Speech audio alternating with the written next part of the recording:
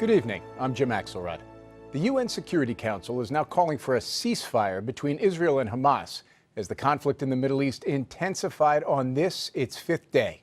17 more people were killed today by Israeli airstrikes in Gaza. That makes at least 125 who've died since the bombing started Tuesday. Today, Israel also shelled positions in Lebanon. The rocket fire from Hamas into Israel has been stronger than expected, but so far no Israelis have died. Today, the Israeli Defense Forces warned people who live close to Hamas locations in the northern part of the Gaza Strip to evacuate. And Israeli Prime Minister Benjamin Netanyahu said he will not rule out a ground invasion. CBS News correspondent Holly Williams is in Gaza and has a vivid look at what the shelling sounds and feels like. The Israeli military is pounding the Gaza Strip for the fifth night in a row. With more than 1,000 airstrikes, Israel says it's destroyed terrorist weaponry and command centers. But in reality, many of the targets are the homes of militants, and civilians have become collateral damage. Officials here say 2 disabled girls were killed when this care home was hit by an airstrike early this morning. Scores of civilian deaths have stoked Palestinian anger and frustration. And on the border, Israel is massing its troops. There's no ground invasion yet, but the Israeli government won't rule it out. This mosque was destroyed by a strike overnight. Once a place of prayer, it's now splintered beyond recognition. The Israeli military says this mosque was being used to store rockets, just like the ones the Palestinian militants are firing into southern Israel. Militants have launched hundreds of missiles at Israel since this escalation began. They've caused serious damage and injuries, but so far no Israelis have been killed, thanks mainly to the country's Iron Dome anti-missile defense system, which shoots the rockets down. Ala Toman is a nursing student who lives next door to the demolished mosque and showed us the damage done to his family's home. Like many Palestinians, he doesn't believe Israeli claims that mosques are being used to harbour militants and their weapons. The Israeli military says that the mosque was being used to store rockets. Is that true? No, that's not true. Yes. Can you be sure? Yes, I sure. I pray in this mosque. I see anything around this mosque, nothing came inside or go outside. Holly Williams joins us now from Gaza City. Holly, very dramatic video at the top of your piece. How close are you to that? Well, Jim, the strikes have been coming in this evening much more frequently than we've seen on previous nights. The Gaza Strip is really taking a pummeling, and one of those hits struck around 200 yards in that direction, just beside our hotel. It lit up the sky, and it's perhaps not surprising because earlier today we saw and heard rockets being launched by militants from that location. Holly Williams in Gaza, thank you. The woman who was beaten by a California Highway Patrol officer last week remains hospitalized tonight. And as Terry Okita tells us, she does have a TV in her room, and her lawyer says that's only compounding her pain. Her lawyer says 51-year-old Marlene Pinnock now has double vision and painful lumps to her head and shoulder after a CHP officer was caught on camera repeatedly punching her. Attorney Carrie Harper says Pinnock also suffered an emotional blow, seeing the video on her hospital TV. She has had to be traumatized and watched her beating over and over again. CHP Commissioner Joe Farrow says the tape demands a thorough investigation. It becomes a tragedy if an organization like the Highway Patrol or any organization chooses to ignore it, and we simply bury our head in the sand and ignore it. That is not what we're doing. But outraged community activists in Los Angeles have held rallies all week, including today. They're calling for a federal investigation of the officer. Congresswoman Maxine Waters went even further, saying this is enough to demand his dismissal. Had it not been videotaped, it would have been a he said, she said in this case. Totally important. It is absolutely crucial. Civil rights attorney John Burris is also representing Pinnock. Certainly, if you see someone walking down the freeway, you kind of wonder what's going on with that person. Notwithstanding her mental condition at the time, There was nothing about what happened to her that was justifiable. The CHP is calling for patience during its investigation, but a civil lawsuit is already in the works. We heard today from the 15-year-old who was the only survivor of a shooting this week near Houston that killed her mom and dad and her 4 siblings. Vanita Nair has the story of a remarkable girl speaking publicly just 3 days after this horrific tragedy. Thank you all for coming and showing your support for me and my family. Stay strong. 15-year-old Cassidy Stay suffered a skull fracture and lost part of a finger trying to protect herself from being shot. She is the sole survivor after her ex-uncle broke into her family's home and killed both of her parents and all 4 of her siblings. She survived by playing dead. Today, she spoke for the first time since being released from the hospital, quoting Harry Potter. Happiness can be found even in the darkest of times. If one only remembers to turn on the light. I know that my mom, dad, Brian, Emily, Becca, and Zach are in a much better place, and that I'll be able to see them again one day. The man accused in the family's death is 33-year-old Ronald Lee Haskell, who appeared in a Harris County courtroom yesterday. He's accused of breaking into the family's home while searching for his ex-wife, then shooting them. Haskell collapsed twice in court as the capital murder charges were read. He had to be removed from the proceeding in a chair. While police credit Cassidy for calling 911 after Haskell left her home and thwarting another potential shooting spree, today she wanted to thank the community. I'm really thankful for all of the people that have been praying for me and keeping me and my family in their thoughts the past couple days. And I would like to thank all of the first responders, nurses, and doctors that have taken care of me. I'm feeling a lot better, and I'm on a very straightforward path to a full recovery. More than $220,000 has been raised on the internet for Cassidy. At the end of today's gathering, 600 balloons were released, 100 for each of the victims. Vanita Nair, CBS News, New York. If you listen closely, that faint sound you might hear is the cheering still going on in Cleveland. 4 years after he left, LeBron James is on his way back, reportedly signing a 2-year, $42 million deal to play for the Cleveland Cavaliers. Dean Reynolds reports from a city that's in quite the forgiving mood. 3 great words from LeBron James: I'm coming home. Cleveland was rubbing down the goosebumps today, relishing the headlines and reliving the moment. The decision is over. LeBron James, a Cleveland Cavalier. How about that? Among the happiest to hear the news was a man named David Blatt. Blatt is the rookie coach of the Cavaliers who took the job just last month. He spoke to Comcast Sportsnet. To say that I'm excited and happy would probably qualify as one of the great understatements of the millennium. So great is James' gravitational pull that Las Vegas bookies shifted the Cavaliers from non-contenders to odds-on favorites to win next year's NBA championship. And Forbes magazine said his move had almost instantly added $100 million to the value of the franchise, which can now demand top dollar for cable rights to their games. A roller coaster at the Cedar Point Amusement Park in Sandusky may soon bear the James name, as may a burger at a local restaurant. The possibilities are endless. He's like an inspiration for me. In nearby Akron, where James grew up, youngsters were climbing the same hills he once did on his way to the top. I think LeBron James is a good role model. He helps people out. James will be getting a contract from Dan Gilbert, the Cavs owner, who blasted James as a coward 4 years ago, only to welcome him back to the fold on Friday. And a tweet from Gilbert about his 8-year-old son said it all. Daddy, does this mean I can finally wear my LeBron jersey again? Yes, it does, son.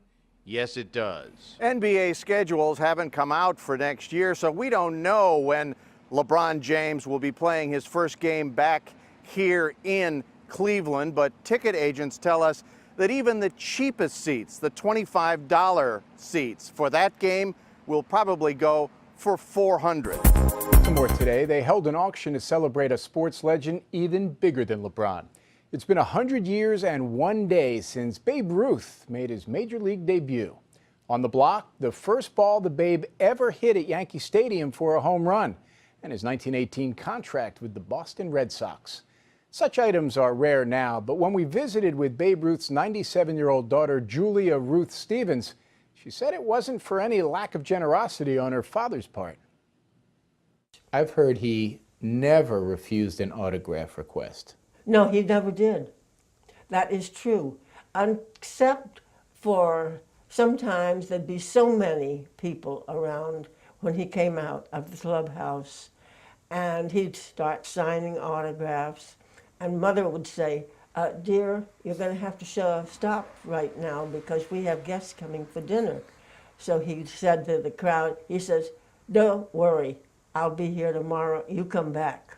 I've heard the stories that even as your dad was dying, he was signing slips of paper and telling people to take them out to the kids who were gathered at the hospital. Yeah, that's right. Those little cards, blank cards. And he would, you know, look out the window and see the kids down there, and he'd say, get me my cards and my pen. And his writing never changed, no matter how sick he was. His Babe Ruth was just like the Babe Ruth that it had always been. Tomorrow, Argentina and Germany play for the Cup, and as Elaine Quijano tells us, there will be a security presence unlike anything Brazil or many other places has ever seen. No one can accuse Brazil of scrimping on security for soccer's biggest event. The country totaled nearly $1 billion in security costs, 5 times what South Africa spent during the 2010 Cup. Come Sunday, Rio de Janeiro may look like an occupied city. 25,000 troops, military police, firefighters, and National Guardsmen are being deployed, largest ever in the city's history. The state's security chief, José Mariano Beltrami, told reporters it is an immense responsibility, and we are working to prevent this kind of situation.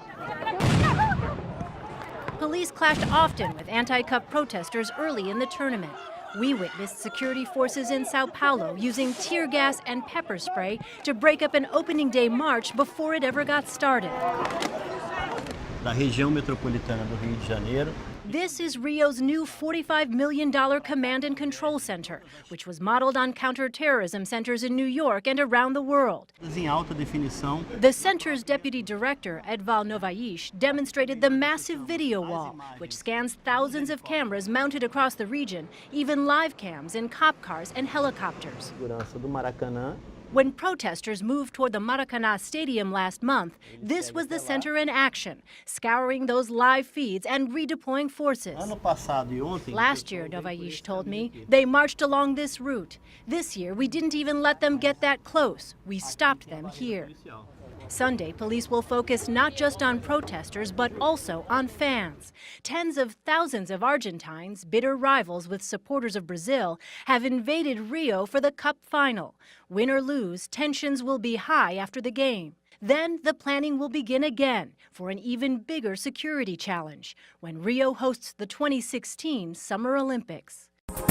Meanwhile, Iran's President Hassan Rouhani has condemned the Israeli regime's systematic crimes against Palestinians.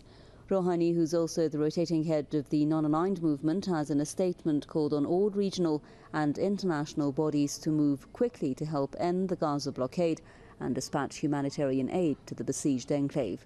Rouhani also ordered Foreign Minister Mohammad Javad Zarif to use the full capacity of the non-aligned movement to condemn and confront Israel's brutal offensive on Gaza.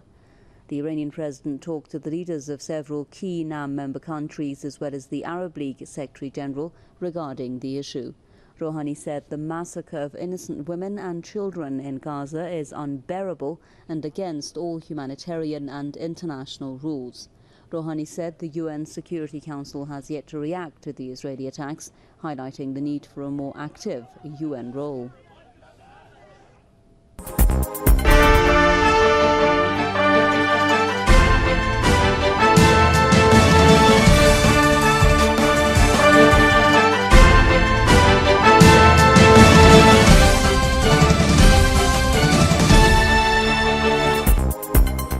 Well, there have been 2 separate roadside bombings in Afghanistan. Nearly a dozen people are confirmed dead. The deadliest attack happened in southern Kandahar province, where a bomb struck a civilian car, killing 8 people. Local police are blaming Taliban militants. Meanwhile, in the eastern Nangarhar province, another bomb struck a vehicle in the city of Jalalabad, leaving a civilian and a police officer dead. No group has immediately claimed responsibility for the blast. The violence comes during the Taliban's annual spring offensive, seeking to undermine the Afghan government. Well, China has formally established a new county-level city, in the southwestern Xinjiang Uyghur Autonomous Region. The country's newest city, Kyrgyz, covers an area of over 1,900 square kilometers with about 85,000 people living there. It is located on the border with Kazakhstan and is a key land port. And lying on the Silk Road, Kyrgyz plays a strategic role in China's link to Central Asia. One of the joint projects between China and Turkmenistan, the Central Asia gas pipeline, ends here. Local authorities think Kyrgyz's new city status would boost its development and China's opening to the West.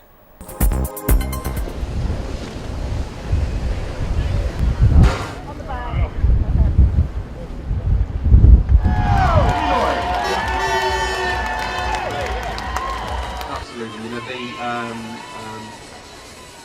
when a race came about, I was climbing in Greenland with a friend of mine, Chris Bonington, and he told me how much it cost to climb Mount Everest. Well, it's a lot of money. I thought, but suppose we did the equivalent for sailing. What is it? It's a circumnavigation. If I did what the Sherpas do for the climbers, I supply the boat, the skipper, the training, and then put people on that boat, I can offer people who haven't got enough money for a boat or have a boat, never got confidence, the chance to achieve the ultimate in sailing. It's evolved quite noticeably. It's much more of a race now. People come for the race, not just to sail around the world, they want to race around the world.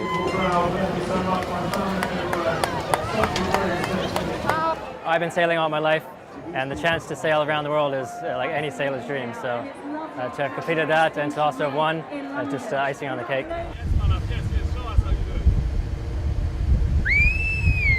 Gentlemen, let's put your hands together for 10 months, it feels like just like that. But when I think about what we have been through in the last 10 months, all the tough conditions, all the happy moments, it's just like so touching, very exciting to be back, and such an honor to be the first Chinese female to be sailed around the world. Ladies and gentlemen, it's Chica. My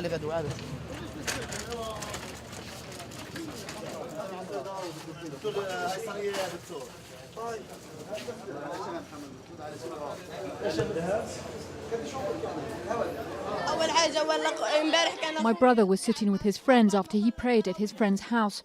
What was his crime? He has been martyred with all his friends. He left behind 5 daughters and a boy.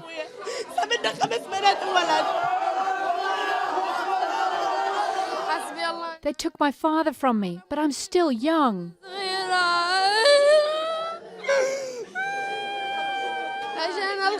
I saw his images on TV.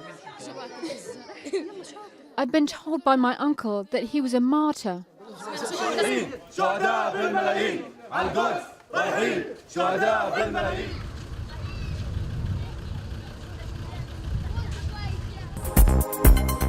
Israel is keeping up a steady stream of attacks on the besieged Gaza Strip, killing 11 more Palestinians in its latest airstrikes. The air raids targeted 4 different locations in the Kosovo enclave. Officials say 2 of the victims were killed when a strike hit a facility for the disabled in Beit Lahia in northern Gaza. Israel has pounded more than 1,000 targets in the impoverished region since Tuesday. 119 Palestinians, most of them women and children, have lost their lives, and about 800 others have been injured. Tel Aviv has now massed thousands of troops along the Gaza border in preparation for a possible ground incursion. Let's cross over to Gaza and speak to our correspondent Halla As-Safadi. Halla, last time we spoke to you, the Gaza Strip was still being pounded right behind you. Tell us a bit more about what the situation is like right now. Well, the last 15 minutes were very intense. We've been hearing explosions all over the Gaza Strip. There were 3 explosions in Gaza City.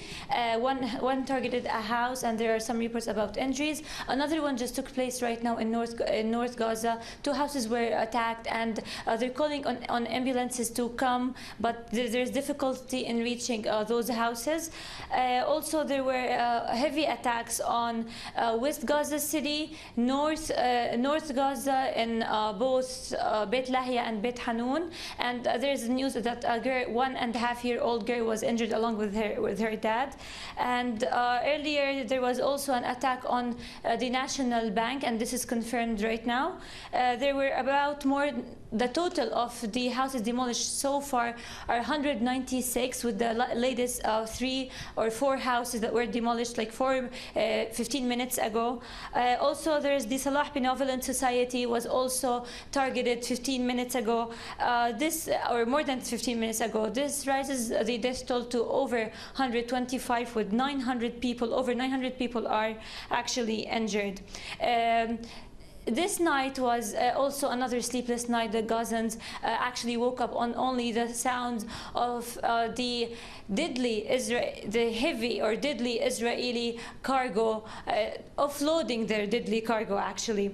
Also, the Ministry of Health has called last night to bring Israel to justice and to actually put Israel or form an international trial against the Israeli violations of a human right, as they killed a doctor, they injured a paramedic, and also they targeted an ambulance yesterday and the day before.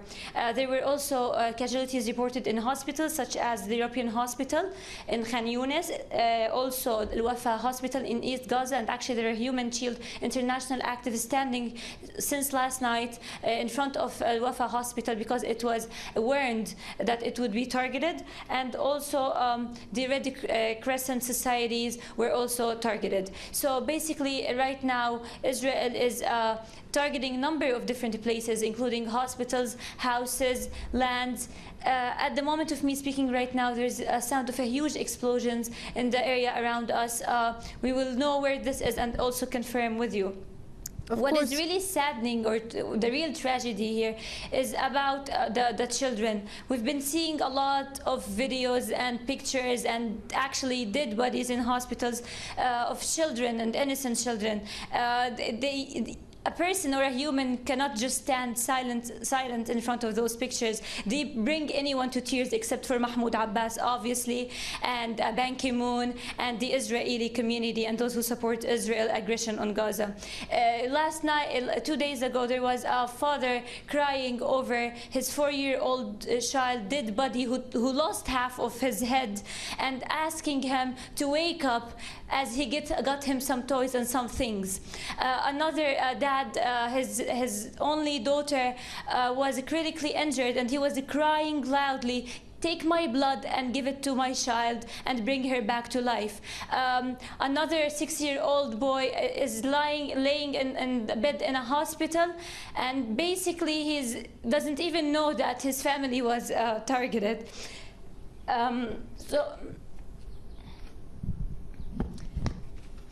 This situation is only getting harder. Kids are being targeted, and the international community stands silent. Now, Hala, I'll give you a moment to collect yourself there, but for those of our viewers who are watching, as you've just pointed out, the situation is very dire, a humanitarian catastrophe in the making. Palestinians do not know whether their houses will be targeted, whether once they leave the house their loved ones will be safe or not. This is being exacerbated by the fact that the Rafah border crossing is closed. A few dual nationals were allowed to leave, but there are hopes that the Egyptian side would let in some medical supplies. What are the hopes for that? Will that even transpire? Well, yesterday in Al Shifa Hospital, there was a press conference for the Ministry of Health where they said that they actually run out of number of medical equipment, and they call on the international community and the Egyptian authorities to bring in medications and needed equipment. The Rafah border is closed. It closed yesterday, and they only allowed around 11 injuries to actually cross to Egypt, and plus those who hold an Egyptian passport. The areas crossing yesterday, the Israeli-controlled areas crossing, was also opened only for those who hold foreign passports, and most of the foreigners, around 250, left Gaza Strip by Friday evening. So the situation is totally deteriorating in hospitals. Egypt's situation is. People are actually surprised of what Egypt is doing right now. This is the first time Egypt actually keeps slapping the Palestinian people on their faces since the day one of escalation. We're talking about 900 injuries here. We're talking about kids, innocent kids, and children, and women, and elderly men who are being killed. And until now, what Egypt is doing is nothing. They opened the borders for those who hold Egyptian passports, as if the rest of Palestinians with no Egyptian passports are not human beings, are not people who actually deserve medication by international law. Even like the least of their human rights are being violated, and no one is actually caring of the simplest rights that maybe they don't even talk about in their own countries. Who talks about reaching a hospital for being treated? Who talks about a right for medication? Who talks about a right to get medicine? This is only heard here in Gaza, especially during those difficult days.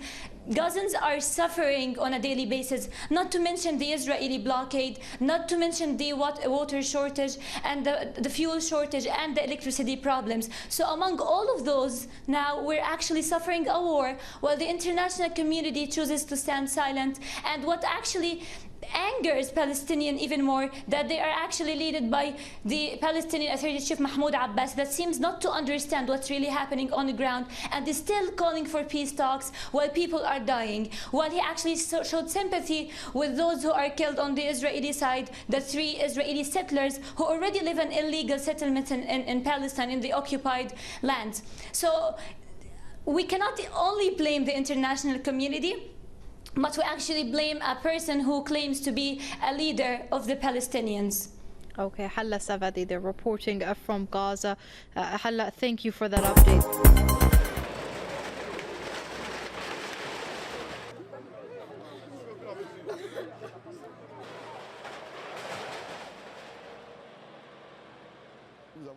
We planned for a secured area of around 1 to 2 kilometers to avoid the landslide killing more people. So we are going to cordon off the length of these hills to avoid any deaths.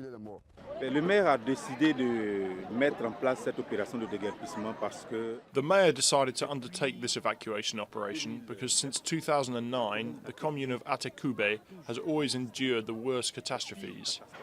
Deaths due to landslides are always in Atekube. So we wanted to avoid that. We wanted to contain the danger so that first and foremost we save lives. D'abord sauver la vie des populations et puis pour que la commune n'en risque plus de mort.